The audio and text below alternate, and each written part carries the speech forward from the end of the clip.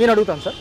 Sir చూసుకున్నట్లయితే ఉమ్మడి కూటమి వచ్చింది కొత్త ప్రభుత్వం ఏపీ వ్యాప్తంగా కొన్ని సంక్షేమ పథకాలతో వీళ్ళు రావడం జరిగింది. అయితే గత 2 రోజులుగా ఈ వార్తలు కానివ్వండి లేకపోతే వార్తాపత్రికల్లో కానివ్వండి ఈ ఆరోగ్యశ్రీ గురించి కొంత చర్చా వేదిక జరుగుతుంది.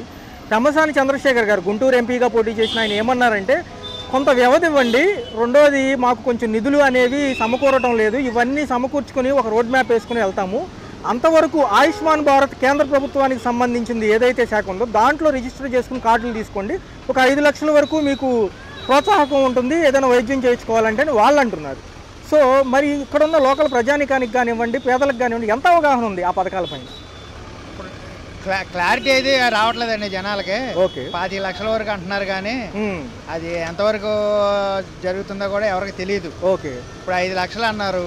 ఇప్పుడు మా వాళ్ళని చేర్చాము ఇక్కడ. ఇప్పుడు ఇవాళ చేస్తాం రేపు చేస్తాం నిధులు లేవు అని గవర్నమెంట్ వాళ్ళు వీళ్ళే చెప్తున్నారు. ఓకే, ఎంతవరకు అవుతుందో తెలియదు. ఇప్పుడు ఆమెకి నడుము అంటే ఆపరేషన్ అంటే చేర్చాం. ఓకే, తీరా చూస్తే ఇప్పుడు నిధులు లేవు, వచ్చినాక అని ఇప్పుడు 15 రోజులు అయింది చేరి. ఇంత మటుకు దానికి గురించి అసలు ఎవరు మాట్లాడలా. ఇంకా రావాలి మీకు పైనుంచి వస్తుంది ఆర్డర్ వచ్చినప్పుడు అప్పుడు చేస్తామంటున్నారు. ఎప్పుడు వస్తుందో ఏంటో కూడా తెలియట్లా.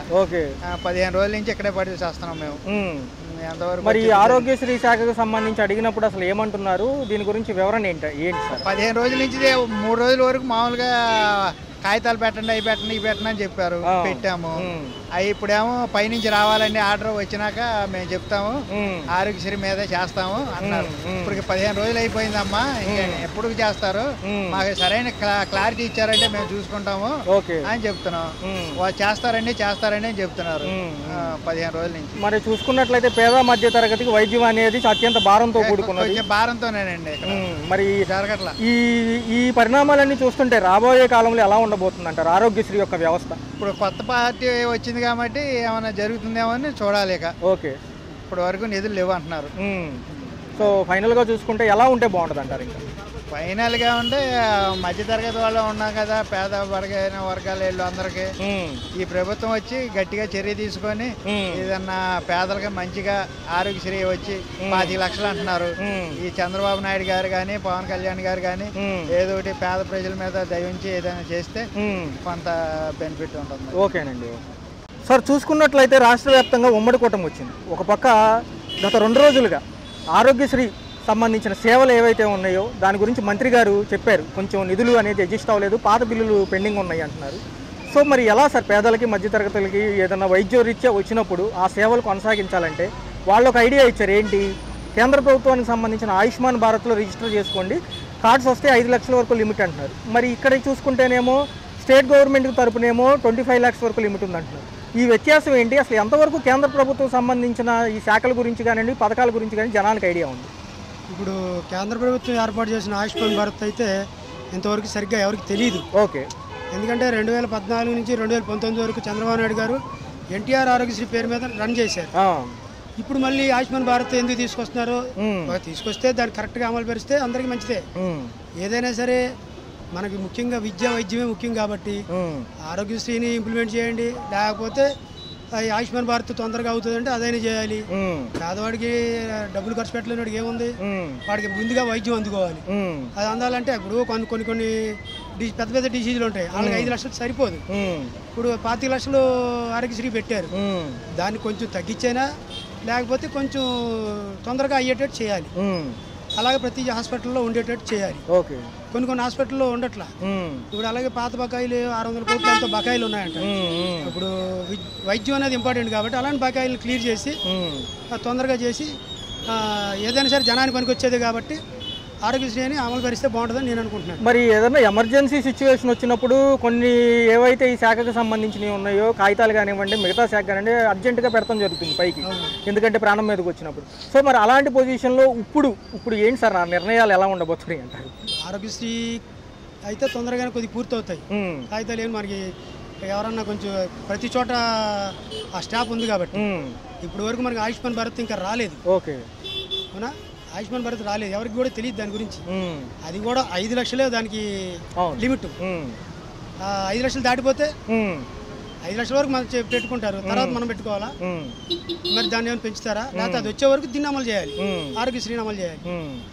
సో మరి ఎలా ఉండబోతుంది సార్? ఉమ్మడి కూటమితో ఉన్న ప్రభుత్వం కొంత వ్యవధి అడుగుతుంది ప్రతిదానికి. వ్యవధి అంటే ఎవరికైనా ఇవ్వాల్సిందే లేండి వ్యవధి. ఎందుకంటే రావడమే విడిపోవడమే అప్పులతో విడిపోయాం, ఇంప్లిమెంట్ డెవలప్ లేదు.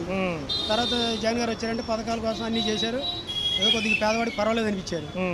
కానీ ఇప్పుడు మళ్ళీ ప్రభుత్వం మారింది కాబట్టి ఇంకా చూడాలి, ఏ ప్రభుత్వానికైనా కొంచెం టైం ఇవ్వాలి. సో ఫైనల్గా ఎలా ఉంటే రాబోయే కాలంలో ఎలా ఉంటే బాగుంటుంది అంటారు? రాబోయే కాలంలో ఇప్పుడు ఏంటంటే ఎవరన్నా విద్య, వైద్యం, నిరుద్యోగం ఈ 3 మన స్టేట్ కంపల్సరీగా ఉండాలి.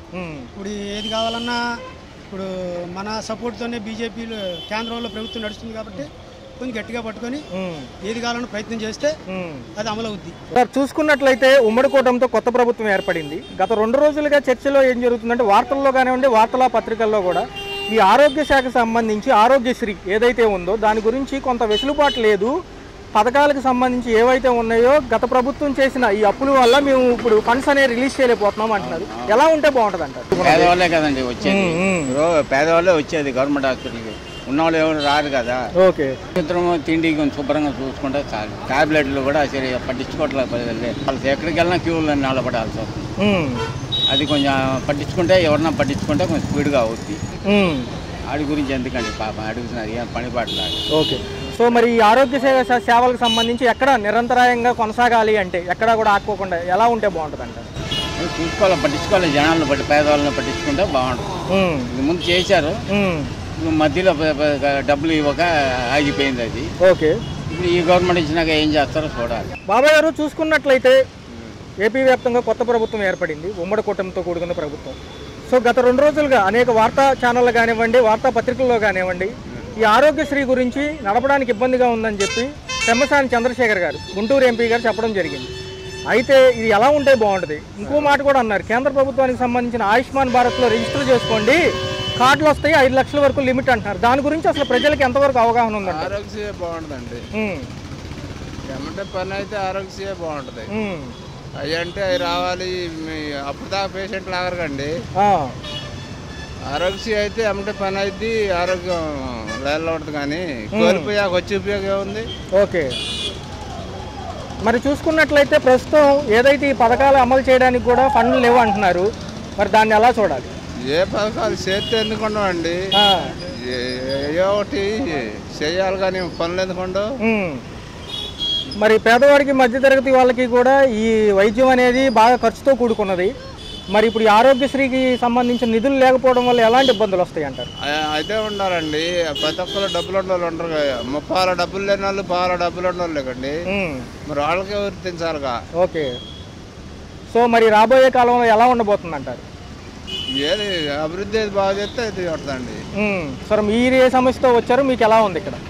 మా అమ్మాయికి హాస్పిటల్కి వచ్చామండి. ఓకే, డెంగ్యూ జ్వరం వచ్చి వచ్చామండి.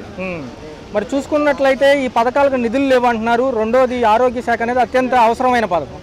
రెండోది ఈ శాఖకు సంబంధించి ఎప్పుడు నిరంతరం సేవలు కొనసాగుతూనే ఉంటాయి. మరి దీన్ని ఆపడం వల్ల ఏదైనా ఇబ్బంది వచ్చింది అంటారా? వచ్చిందండి ఇబ్బంది, చాలా ఇబ్బంది వచ్చింది ఆపితే. రన్నింగ్ లోనే ఉండాలి. ఇది పార్టీకి సంబంధించో లేదా దీనికి సంబంధించో కాదు కండి. మరి చూసుకుంటే ఇదేమో 5 లక్షల లిమిటే అంటున్నారు, మరి కేంద్ర ప్రభుత్వానికి సంబంధించింది. ఆరోగ్యశ్రీ ఏమో 25 లక్షల వరకు లిమిట్ ఉంది అంటున్నారు. ఆరోగ్యశ్రీ పనిచేయాలండి, అది చేయకపోతే ఉపయోగం ఉంది. మరి అతి సాధారణ మానవులకు కానివ్వండి, రోజు పనులు చేసుకునే వాళ్ళు కేంద్ర ప్రభుత్వ పథకాల గురించి ఎంత అవగాహన ఉంటుంది అంటారు? అదేం ఉపయోగపడదండి. సో బాబాయ్ గారు ఫైనల్గా ఎలా ఉంటే బాగుంటుంది ఒక మాటలో? ఆరోగ్యశ్రీ ఉంటే బాగుంటుంది. చూసుకున్నట్లయితే ఏపీ వ్యాప్తంగా ఉమ్మడి కూటమి ప్రభుత్వం రావడం జరిగింది. ఈ ఆరోగ్యశ్రీ శాఖకు సంబంధించి గత 2 రోజులుగా చర్చలు జరుగుతున్నాయి. సో పెమ్మసాని చంద్రశేఖర్ గారు గుంటూరు ఎంపీగా గెలిచిన ఆయన ఏమన్నారంటే, ఏదైతే ఆయుష్మాన్ భారత్ అని సెంట్రల్ గవర్నమెంట్ స్కీమ్లో మీరు రిజిస్టర్ చేసుకుని కార్డులు పొందండి, 5 లక్షల వరకు లిమిట్ ఉందంటున్నారు. ఇవన్నీ పూర్వపర్వాలన్నీ పరిశీలించి అకౌంట్లు అన్ని పెండింగ్ బిల్లులు ఉండటం వల్ల కొన్ని చోట్ల సరిగ్గా చేయలేకపోతున్నాం అంటున్నారు. సో దాని గురించి ఎలా ఉండబోతుంది సార్ రాబోయే కాలంలో? దీనికి అత్యవసరంగా ఇక్కడ అందరికీ చాలా సీరియస్గా ఉంటుంది కాబట్టి వెంటనే నిర్ణయం తీసుకుని ముందు సేవలు ప్రారంభిస్తే బాగుంటుంది. సో మరి చూసుకుంటే కేంద్ర ప్రభుత్వం సంక్షేమ పథకాలు కానివ్వండి, స్కీములు కానివ్వండి, లేకపోతే ఇవన్నీ ఎంతవరకు అవగాహన ఉంటుంది అంటారు లోకల్గా ఉండే ప్రజలు? అవన్నీ ఇక్కడ వచ్చినా చేసుకోవాలంటే ఎవరి వల్ల కాదు కదండి, ముందుగానే వాళ్ళే చేయాలి. మరి అది చూసుకుంటే అదేమో 10% వరకే వర్కౌట్ అవుతుంది అంటున్నారు. రెండోది అది చూసుకున్న 300 కోట్ల బడ్జెట్, ఇటుపక్క చూసుకుంటేనేమో ఇదే 3,000 కోట్ల చిల్లర బడ్జెట్. సో ఈ రెండింటి మధ్య వ్యత్యాసం ఎలా ఉంటుంది సార్? అంటే సాధారణంగా పేదలు మధ్యతరగతి బిలో ఉండేవాళ్ళు వైద్యం అనేది భారంతో కూడుకున్నది. సో మరి వాళ్ళందరికీ వీటి గురించి ఎంత అవగాహన ఉందంటారు? వాళ్ళకి ఏం అవగాహన లేదండి, ఇక్కడ ఉన్న వాళ్ళకి ఎవరికి తెలియదు కాబట్టి మీరే ఇప్పుడు మీరు త్వరగా నిర్ణయం తీసుకుని చేయడం మంచిదండి అది. ఓకే సార్, మరి చూసుకున్నట్లయితే ఒక పక్క ఈ స్కీములు కానివ్వండి ఇవి కానీ ఎప్పుడు ఉంటానే ఉంటాయి. ఒక పక్క చూసుకుంటే ఎమర్జెన్సీ సేవలు నిలిచిపోకుండా ఆరోగ్యశ్రీకి సంబంధించి ఎలా చర్యలు తీసుకుంటే బాగుంటుంది అంటారు?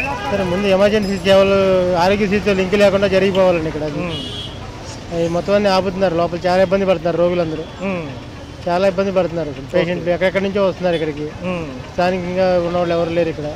ఓకే, చాలా ఇబ్బంది పడుతున్నారు లోపల పేషెంట్లు. సార్ మరి చూసుకున్నట్లయితే రాబోయే కాలంలో ఎలా ఉంటే బాగుంటుంది అంటారు? ఈ ఆరోగ్య శాఖకు సంబంధించిన అన్ని వ్యవస్థలు కానివ్వండి, ఈ ఫండింగ్ కానివ్వండి, లేకపోతే ఈ ఏదైతే నిధులు ఉంటాయో దీనికి సెపరేట్గా వాటి యొక్క సంబంధించిన బాడీ అనేది ఎలా ఉండాలంటే? సార్, ఆరోగ్యశ్రీతో లింక్ లేకుండా ముందు ఆధార్ మీద ముందు తాత్కాలికంగా సేవలు జరిగిపోవాలండి. ఓకే, ఆరోగ్యశ్రీతో జరగాలంటే చాలా పేషెంట్లు చాలా ప్రాణాలు కోల్పోతారు. అది ఆధార్ ఉంటే ఆధార్ ద్వారా ఇక్కడ సేవలు జరగాలి. అది ప్రతి ఒక్కరు కూడా ఆధార్ మీద సేవలు జరిగితేనే బాగుంటుంది. మరి చూసుకున్నట్లయితే ఉమ్మడి కూటమి వచ్చి గత చూసుకుంటే 50 రోజుల పైచిలకు పాలనే చూసాము.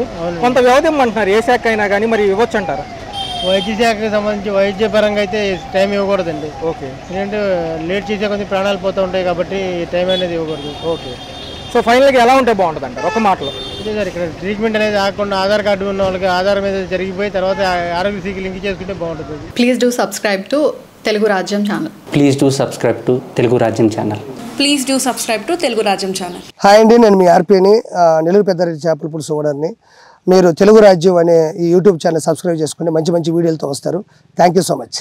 Hi people, I'm Sonakshi Verma and you please watch Telugu Rajyam and please subscribe to the channel.